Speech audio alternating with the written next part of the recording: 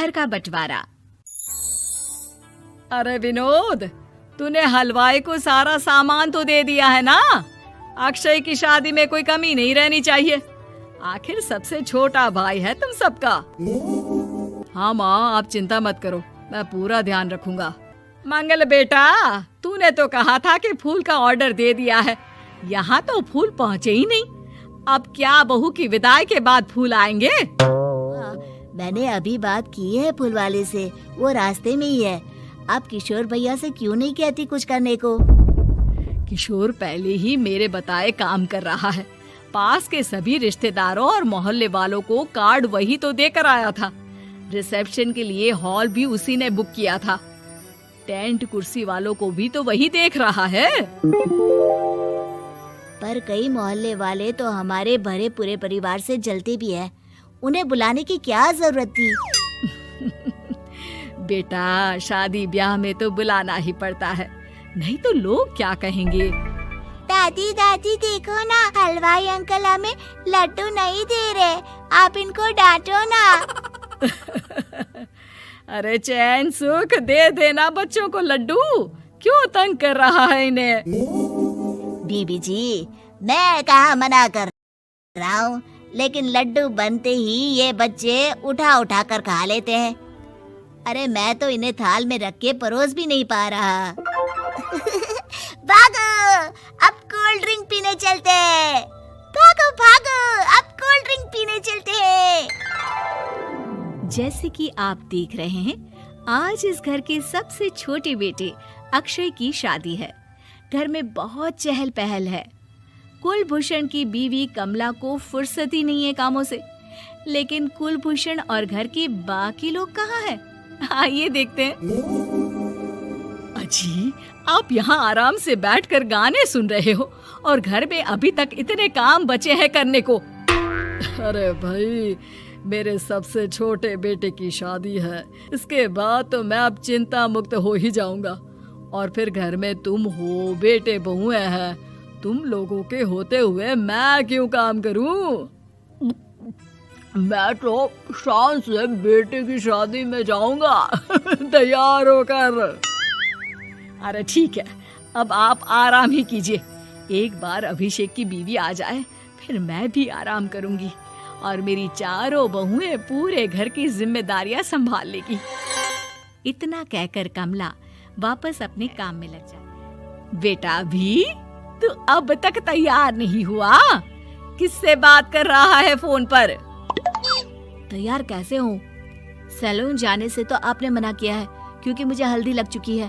भाभीयों को देखो, सुबह से पार्लर में है। अक्षय की शादी हो जाती है और नंदिता बहू बनकर घर आ जाती है, लेकिन इस घर की खुशियों को मानो किसी की नजर लग गई थी। नंदिता के आने के बाद आए दिन घर होती रहती। अपने माँ बाप की इकलौती बेटी को इतने बड़े परिवार की जिम्मेदारियां कहाँ संभालनी थी? अभी देखो ना, मेरे हाथों की मेहंदी भी अभी नहीं उतरी है और तुम्हारी मम्मी ने मुझे घर के कामों में लगा दिया। मैंने सोचा था सबसे छोटी बहू होने के कारण मुझे सब पलकों पर बिठा के रखेंगे, पर यहाँ तो पलक झपकने की भी फुर्सत नहीं मिलती। देखो नंदू, शादी के पहले ही मेरे घर वालों ने तुम्हें और तुम्हारे पेरेंट्स को बता दिया था कि मैं जॉइंट फैमिली में रहता हूँ, तो फिर अब ये शिकायत क्यों? और फिर तुमसे पहले मेरी भाभी भी तो आई थी शादी करके, उन्होंने तो कभी कुछ नहीं कहा। नंदिता तब तो चुप हो जाती है, लेकिन ऐसा बहुत दिनों तक नहीं चलता। अरे नंदिता, माँ बाबूजी की दवाई का टाइम हो गया है, उन्हें दवाई दी आओ और उसके बाद सबके लिए नाश्ता बना देना। भाभी, मैं तो अभी अपना फेवरेट सीरियल देख रही हूँ, प्लीज मेरी जगह आप कर लो ना ये काम। ठीक है, मैं तेरी जगह माँ बाबूजी को दवाई दे आती हूँ और नाश्ता बना लेती हूँ। तू मेरी जगह पूरे घर की डस्टिंग करके 5 बच्चों को स्कूल के लिए तैयार करके भेज देना और दोपहर का खाना बनाने के बाद कपड़े धोकर सुखा देना। उसके बाद हम दोनों मिलकर बाजार जाकर सब्जी ले आएंगे, फिर डिनर की तैयारी कर लेंगे और उसके बाद बस भाभी, मैं माँ बाबूजी को दवाई देकर सबके लिए नाश्ता बना देती हूँ। भगवान, ये कहाँ लाकर फंसा दिया मुझे। मेरे घर में तो गिनती की 8 रोटियां और 2 सब्जी बनती थी और नाश्ता निपट जाता था। यहाँ तो रोटियों का ढेर और सब्जियां बड़े बड़े पतीलों में बनानी पड़ती है। नाश्ता बनते बनते लंच का टाइम हो जाता है और लंच बनते बनते डिनर का। अभी मुझ में तुम्हारे पूरे परिवार का नखरा उठाने की और ताकत नहीं बची। मैं ऐसे नहीं रह सकती। अरे तो क्या चाहती हो तुम? मुझे अलग रहना है बस। तो ठीक है, हम कल ही शिफ्ट हो जाएंगे किराए के घर में। इतना बड़ा घर होते हुए हम किराए पे क्यों रहेंगे? ना जी ना, घर में ही दीवार खड़ी करो अपने हिस्से के आगे। घर के साथ साथ घर की खुशियों में भी बीत जाती है। ऐसे ही कई महीने बीत जाते हैं और नंदिता माँ बन जाती है। बच्चे के आने से अभिषेक के कंधों पर खर्चों का बोझ आ पड़ता है। अभिषेक का बोझ कम करने के लिए नंदिता भी पार्ट टाइम जॉब कर लेती है, लेकिन इससे उसके सर पर नौकरी, घर और बच्चे की जिम्मेदारी बढ़ जाती है। नंदिता, ये क्या है? तुमने घर भी ठीक से साफ नहीं किया, ना ही मेरे कपड़े धुले हैं। चिंटू के बाल भी कटवाने जाना था, देखो उसके बाल कितने बढ़ गए हैं। अरे करती क्या हो पूरा दिन तुम? मैं करती क्या हूँ? तुम्हारा नाश्ता और लंच बनाने के बाद चिंटू को डे केयर सेंटर पर छोड़कर आती हूँ, फिर खुद ऑफिस जाती हूँ।